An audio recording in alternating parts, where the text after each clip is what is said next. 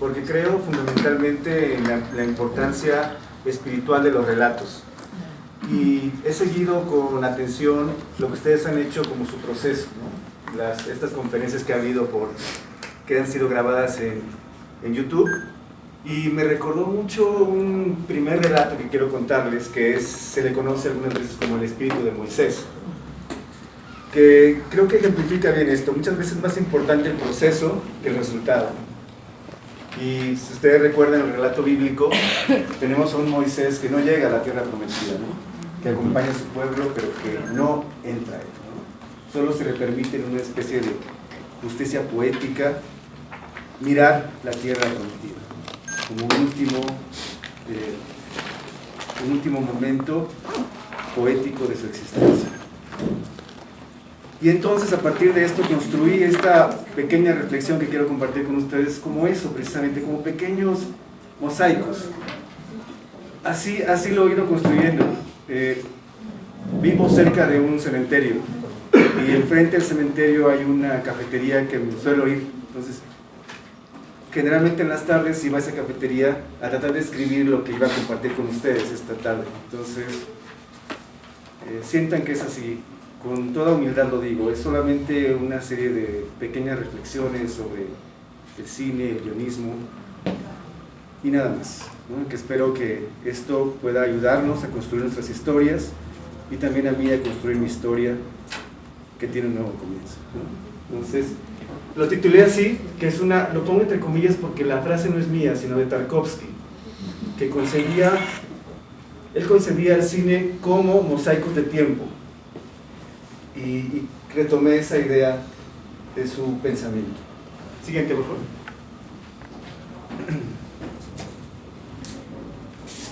Recuerdo mucho cuando vi la serie Vida, que transmitió en México Discovery Channel, cómo hay una impronta crística en un animal, ¿no? No sé si recuerdan, pero hay una historia que ellos plantean del pulpo gigante del Pacífico, que sacrifica su vida por sus hijos, ¿no? Y me pareció ahí que si en ese arco dramático de ese ser que vive en las profundidades del océano hay una especie de cristicidad, ¿verdad?, ¿qué no puede existir en el relato humano? ¿Qué profundidades hay ahí que están presentes? Por eso considero que el cine tiene como instrumento lo central que es la vida, ¿no? Es como su principal insumo. La siguiente, por favor. Y es un poco lo que ustedes han venido trabajando con sus personajes, sus arcos dramáticos. Y esta pregunta quisiera que permaneciera durante toda nuestra reflexión. Recuerdo mucho cuando salí de la sala de cine después de ver Patterson de Jim Jarmusch. No sé si han tenido oportunidad de verla, pero es un cine que está en una zona de Bruselas que se llama Matonge, que es donde vive la comunidad africana. Es un pequeño espacio de cine, un centro cultural también. Pero me recuerdo claramente cómo salgo del cine y por unos minutos las sensaciones que me provocó la película hicieron que viera la vida como un poco diferente. O sea, veía a las personas, los autos que pasaban como en una especie de kairos, como si el tiempo se hubiera bendecido de una forma, ¿no? Y estoy seguro que todos en nuestras vidas hemos tenido momentos similares, en el cual pareciera que el tiempo adquiere forma, adquiere sustancia. Y estoy seguro que en sus personajes está presente esto por lo que he escuchado de ustedes. Que habla desnudo, habla de lo que piensa él sobre el cine, la vida, el amor. Pero en este fragmento que me encontré y que quería compartir con ustedes, hay una palabra sobre la cual no había pensado mucho, y que es la palabra volcado. Cuando él le pregunta si está enamorado, él utiliza esta palabra, y me pareció interesante porque una de las acepciones que tiene este término es poner en favor de otra persona, el agregado es mío, o de un propósito todo cuanto se puede hasta excederse. Y me parece que todo cine que podemos llamar verdadero solo puede tener esta forma. O sea, hemos sido seducidos por un cine programático, Pero cuando estamos realmente ante un cine donde el director se desnuda, está volcado realmente, es cuando hablamos de un cine poderoso, yo llamaría un cine poético. Yo encuentro en esto una posibilidad de una vocación, cuando se asume de esta forma. Lo veía ayer en Germán, ¿no? Cómo él descubre esta vocación, pero además veo que lo hace desde una vivencia personal, ¿no? Como si algo de su cuerpo dejara en lo que les dice a ustedes, ¿no? Algo está presente ahí que es más profundo que solo el hecho de narrar una historia. Cuando vemos una película de estas dimensiones, que creo que puede estar presente en sus trabajos, vemos una especie de conversación espiritual e intuimos que esa conversación tiene un destinatario, una persona específica a quien intentamos comunicar a partir de nuestro trabajo. O quizás esa persona puede ser Dios o nuestros muertos. Y es entonces cuando surge una especie de espíritu de autoentrega, una inmolación, y la cámara adquiere también esta posibilidad poética. El resultado de todo esto es un fortalecimiento humano y espiritual, tanto para nosotros como para nuestros, quien ve el producto de nuestro trabajo.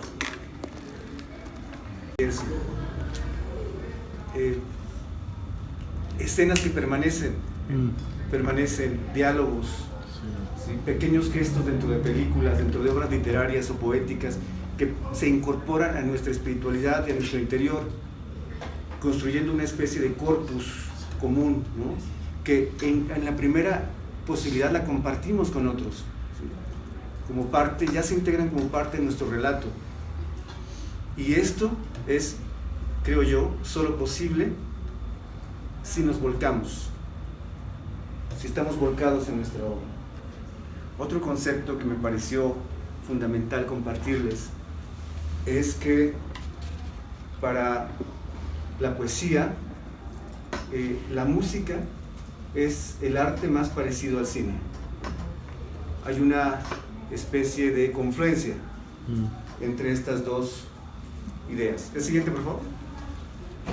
Tarkovsky lo pone en estos términos. Quisiera centrarme en que la forma musical, más que un desarrollo lógico, pone en juego sentimientos y emociones. Que muchas veces las formas anteriores o modernas de narrativas no ponen en juego eso. Pareciera ser que van más hacia lo racional, cuando donde se juega la recordación de los hechos es en los sentimientos y en las emociones, como ocurre en nuestra vida.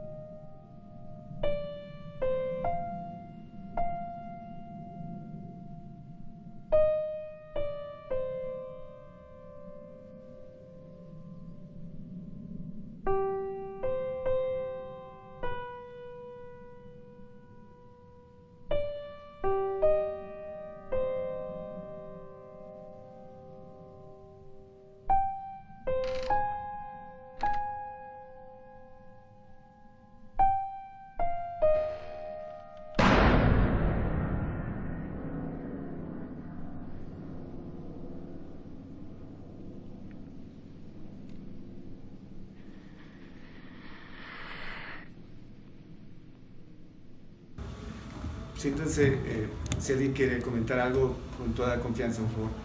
Es el juego de las emociones, ¿no? Está la música ahí, está en un primer plano, claro, podemos hablar de la racionalidad del plano, todo lo que quieran, ¿no? Del encuadre, del lente que se usó, todo, sí, por supuesto, es importante y tiene sentido dentro de la narrativa cinematográfica. Pero lo que está ahí más profundamente, creo yo, es una intencionalidad poética. El asunto ahí, cómo logramos hacer que esto sea que eso sea consciente, es decir, que yo como realizador tenga enfrente de mí esta posibilidad para poderlo operar, digamos, en mi producción, ¿no? Creo yo, se acerca a esto que dices desde una forma vivencial y auténtica. Autenticidad creo que es la clave. Sí. Y otros sí lo podemos concebir desde la manipulación, desde la propaganda, desde la publicidad, desde lo que quieras. Otra historia que quiero compartirles es que a partir de esta idea sobre la relación entre el cine y la música, me pareció importante explorarlo a profundidad. Lo que hice fue asistir a diferentes salas de conciertos para ver si a través de la visualización y la escucha de conciertos pudiera yo entender más profundamente esta relación. Y recuerdo mucho una vez que asistí y de repente un joven coreano, un intérprete de Brahms, llegó a la sala de cine, ¿no? Y este joven, que parecía un sujeto normal, quedó transformado absolutamente, casi convertido al momento de que sus manos tocaban las teclas del piano.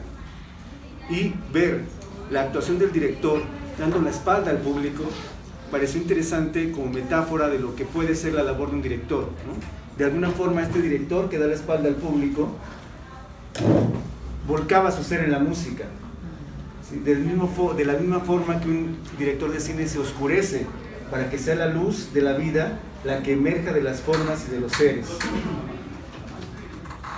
Y otro aspecto importante es cómo la partitura en una orquesta no solo proviene de los instrumentos, de alguna forma la propia acústica de la sala, los sonidos que emergen del público, todo lo que está ahí presente, los silencios, los sonidos incidentales, todo está presente en la composición musical. De igual forma, en el lenguaje auditivo del cine está toda esta carga que puede estar presente en el sonido de un ave, de un cuervo, por ejemplo, en el sonido de la lluvia, en todo eso que va construyendo parte de la vida y que también es una polifonía de formas. Y donde se ve más claramente esta relación es en el montaje, de muchas veces un tilde en la música suscita un cambio de plano. Vamos a ver aquí 3 historias de un mismo instante, ¿no?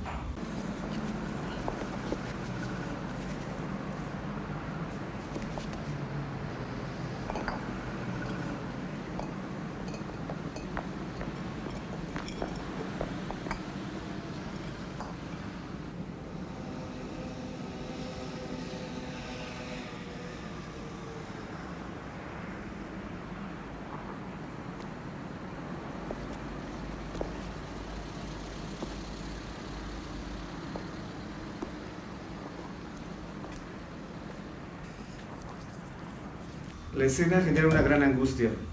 Vemos a una anciana intentar un gesto en apariencia insignificante, tirar un resto de basura en un contenedor. Le cuesta mucho trabajo, demasiado. Su esfuerzo parece desmedido para una acción que no representa nada en la historia de su sociedad, de la Tierra y del cosmos. Ese gesto insignificante es relacionado por Kieslowski con 3 posturas vitales, 3 posturas éticas, 3 visiones del mundo, de la vida y de la humanidad. La primera que vemos es Blanco. El personaje de Carol está ahí observando, ¿sí?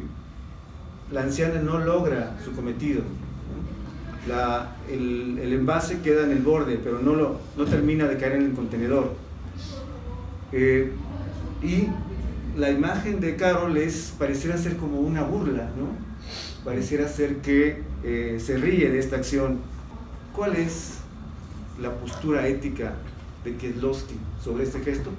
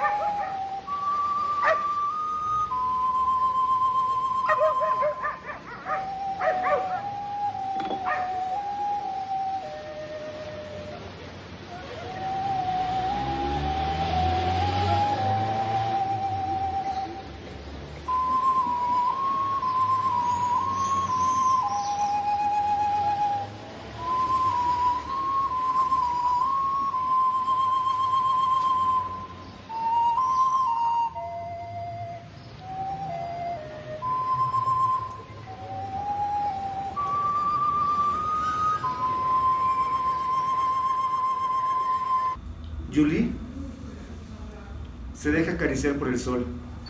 Su libertad o su vivencia extrema de la libertad, simbolizada en esta escena, produce que ni siquiera pueda ver el gesto de la anciana. La anciana nuevamente ni siquiera logra su cometido. Julie cierra los ojos, vive una libertad que nos ha conducido a un estado de individualismo consciente, una miopía a las formas en que los otros reclaman nuestra solidaridad y ayuda. Mismo momento, ¿verdad? Ella no lo ve. En la primera se ríe el personaje ante la ilusión de la igualdad. En esto vemos que nuestra libertad nos puede conducir a un individualismo extremo.